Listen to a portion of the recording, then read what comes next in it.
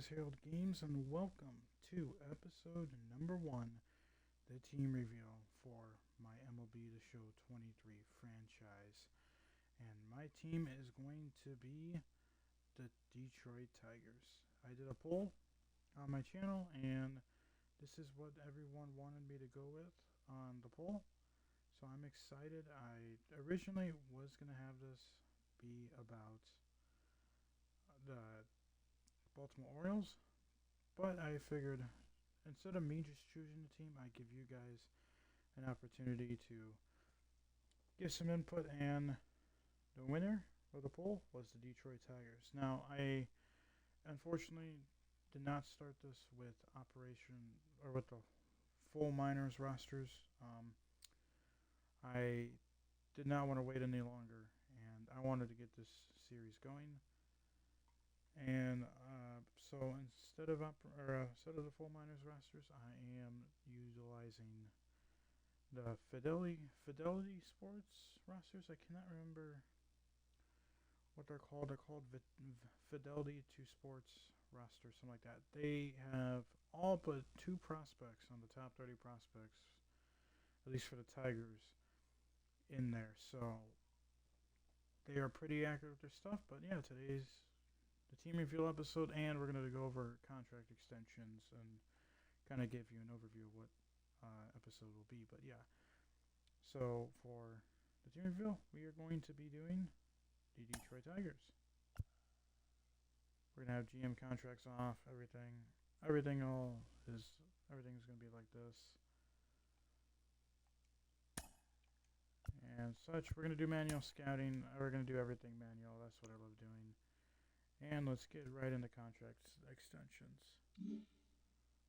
So, first, here is our spring training team. We're not going to be playing spring training this season because we don't have any of the prospects I'm interested in. But here's just a quick run through of all the spring training invitees if you want to check them. But big thing for this episode is going to be contract extensions. Just kind of go over them and get ready to show you depth at each position, and then we'll call it an episode there. But Jonathan Scope, 9-year veteran, 31 years old. He is on the last year of his deal. He's going to be more of a trade guy, in my opinion. 202 last year. Kind of a power guy against lefties, against righties. He's not as good in the power ranks, but he's a good guy against lefties. So we're probably gonna not extend him. We're probably gonna let's see what we can get from him at the deadline, depending on how well or how bad he's doing, and how well or how bad we're doing as a team. Michael Lorenzen, again, a guy who I'm gonna look forward to. Hopefully, him doing well and us getting a return at the deadline. He's getting $8.5 million this year. He has not had the best few seasons in the majors. Has been mainly a bullpen guy throughout his entire career. He has hit the ball quite a bit. Has 7 home runs as a pitcher. But we're going to be looking at potentially just we're gonna be seeing how well he does. They have him listed as a starter, so it looks like we're going to be using him as a starter, considering he started all 18 games. Don't think we're going to extend him again. We're going to be looking at trading him. Maybe a package deal for some good prospects. Eric Haas, he still has 3 years of arbitration left, and he has hit the ball well. So we are going to be extending him to fill out these arbitrational years. And we're going to go with the ideal salary here just to save some money. Knock it down to 3.5 for 3 years. And extend him right there. Joey Wentz, younger guy, 25 years old. No reason not to extend him. We'll just do him for the normal $750K. Austin Meadows, a guy that's only 27, but in real life he's had some mental health stuff going on. But in the game, we'll play him like a normal season. He has 1 year on arbitration left. 2 really good years with Tampa Bay, and then in between he didn't play as much. I don't know if that's due to injuries or if he just didn't get much playing time. Let's see what he wants. Not that bad. I wonder if he'll take a 1-year deal. Okay, he wants a longer contract. I'm not interested in having him longer, so I'll give him a little bit more just for 1 year. Matthew Boyd, 23 years or 32 years old, plays for Seattle last year, and he's back with us in a Tigers uniform for $10 million. Really good out of the bullpen last year, but he only pitched in 10 games and only in 13 innings, and he walked a lot of guys. I don't think this is a guy we will bring back. Not asking for too much, but I don't think that's the guy we'll bring back. Maybe again look for potential trade bait. Nick Maiden. He's only 26. Has not really played that much. 87 career games, 7 home runs. He's not that bad, honestly. We'll definitely extend him. Real quickly, his arbitration years. He has 4 arbitrational years or 4 years of team control left. I think we will give him that 4 years, knock it down a bit to 7.5, and extend him there. Kerry Carpenter, again a youngster, did pretty well last year. We'll just extend him for the 750K. Matt Vierling, again young, 26, good rookie season, sophomore season, not as good, but still. We will not extend him for that long. We'll do the 2 years. We'll give him 2 years, $2 million. Give him $1 million each year. Alex Lang, another young. He's not that young, 27 years old, but he's a guy that'll definitely improve out of the bullpen. We'll extend him. Again, they're asking for 5 years. That's not what I want. I'll extend him for 2, just in case he has issues. And again, we'll do 2 for 2. Bo Brisky, youngster, sophomore. We'll extend him. Matt Manning, again, another young pitcher who can improve. We'll extend him. He actually had a pretty decent year. We'll extend him for $2 million. Jose Cisnero, 33, throws the ball hard. He's been a pretty reliable relief pitcher throughout his career. Had a couple seasons where he was but overall he's been a pretty reliable pitcher. Has control issues though, so that is something to watch out for. He has no arbitrational years left, but he might be a guy that we take a look at potentially trading at the deadline. But he doesn't want that much money, only 1.9. But we will wait on him. Ryan Kreidler, youngster, he'll get extended.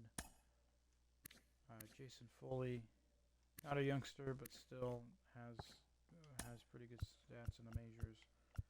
We'll give him 2 for 2. I'm also not an expert with contracts, so if things might seem overpaying or underpaying, I apologize. But yeah, Akil Baddoo, junior year player, has not gotten that much playing time. Only pretty much 200 games in 2 seasons. Has plenty of years of team control. He's only 24. He's a guy that we'll definitely keep around for a while. I'll knock it down to just 2.5. Trying to save money, but trying to keep it somewhat realistic. Will Vest, 27 years old, only 2 years, less than 2 years of major league experience. 1 with Seattle, 1 with us. We will extend him, but I'll only give him 2 for 2. See if he'll take it. He will. Donnie Sands, 26-year-old. We'll give him something. Wow. We're knocking down to 750K. Jake Rogers, catcher. Catcher, sorry. 10 home runs in the majors. Not really. Looks like it's not really power. Well, he is a power guy. Interesting. Good arm. We'll extend him. He's youngish. We'll just do 1.7 at ideal salary has him at. Tyler Alexander, a lefty. A guy, when I played against him on MLB The Show last year, really good, especially with that cutter. 2 years of arbitration. We might as well fill him out to see what he can give us in these 2 years. Maybe he can produce for us. Spencer Torkelson. No, I'm very shocked he's rated at 69 in this game. And in the MLB The Show rosters, like the base roster, he's rated a 63. That is shocking that they have him rated that low. But luckily, the Fidelity rosters rate him a little bit higher. He definitely is a guy that does need improvement, but he could be one of those superstars. And backing up Cabrera, Zach Short, third year, not really that young. 20 years of team control. We'll just give him 2 years. Knock it down to the 750K base salary. Edwin Ucita. I don't know how to pronounce his name, so I apologize about that. He's played for the Diamondbacks and the Dodgers. He has a Mets uniform on, but which is interesting. He is only 25, so we will extend him for that ideal salary. Garrett Hill, we'll extend him because he hasn't had time to really showcase anything. Miguel Cabrera, the man. Now, in real life, he's retiring after the season, I believe. So we will not extend him because of that. If for some reason he does play another year in this game, then I'll be pretty disappointed. But I believe he should be retiring in the game after 1 year. Alex Faedo, we'll just get him for the the ideal salary. Zach McKinstry, we'll extend him. A lot of pretty decent overalls with these players. I mean, 27, he's a 68 overall. Give him a 100 at bats, might do something. Shashan Shreve had some poor years, and he's been a journeyman. I don't think we will extend him, and I don't even know if he'll be worth it for trade bait. Tyler Nevin, he's only 25, so we'll extend him. And then Ronnie Garcia, he's only 25. He's had some time in the majors. Struggled at times, but we'll extend him. And so these guys are the guys that we have left that I'm not going to extend right now. These guys, mainly Scope. Oh, sorry, I completely ignored Riley Green. I did not mean to ignore that. We will definitely extend Riley Green. Okay, now this is the list of the guys that will be interesting. Cabrera and Shreve, I don't expect them to be a part of the team next year. I'm assuming Cabrera's going to retire, and I just don't want Shreve on here. He's been a journeyman and hasn't really done that well, even though he has an ERA of under 4, but I don't know if he'll get a chance for us. If there's injuries, then who knows. But Scope, Lorenzen have that as trade bait unless they produce and we are in contention. Then I will keep him or look potentially to retool at the deadline and try and stay competitive if we have a chance. But that we'll cross that bridge when we get there. But yeah, Boyd, I don't think I'm going to bring him back. I might trade him. I don't know if he's going to be in the bullpen for us. But yeah. And Cabrera, I expect him to retire, like I said. Yeah, Cisnero, Lorenzen, and Scope, I'm hoping that I could use him for trade bait. But yeah, before we end the first episode, let's take a look at our roster, specifically our depth. Starting pitching, we have Skubal, we have Mize. I have not looked at the injury reports, so they might supposed to be in the minors. So I'll take a look at that before we get to the regular season and the next episode, opening day. But as you can see, we have a lot of C potential guys, but a lot of younger guys. We don't really have, besides Jackson Job, we really don't have any pitchers that can be those guys for us. I mean, we have some nice talent with Mize and Skubal, some younger guys. But still, it's going to be interesting to see what happens. Eduardo Rodriguez has a pretty big contract for us. Hoping that he can do well for us. But yeah, so starting pitching in terms of talent, it's potential-wise, it's not as quite apparent. But we do have a lot of younger guys that could develop. Relief pitchers, these are guys that we can kind of either draft or shuffle in and out each year. But a lot of C potentials, D potentials, have a couple B potentials up here with Whistler and Cisnero, which I fully expect Whistler to be up in the majors um, for the regular season, unless he's injured in real life, as well as Trevor Rosenthal. Fully expect him and Whistler to be both up in the majors. Closer, now, this is one of the prospects. They have Wilmer Flores, not related to Wilmer Flores of San Francisco. He is up here. I fully expect Cisnero to probably be our closer, or Lang, which Cisnero did not get any save opportunities, and Lang blew 4 save opportunities. I think Andrew Chafin was the closer last year, but he's not with the team anymore, so we'll see who gets put as the closer next episode when we simulate, which will be off camera. I'll make all roster moves off camera, and I'll explain them after opening day.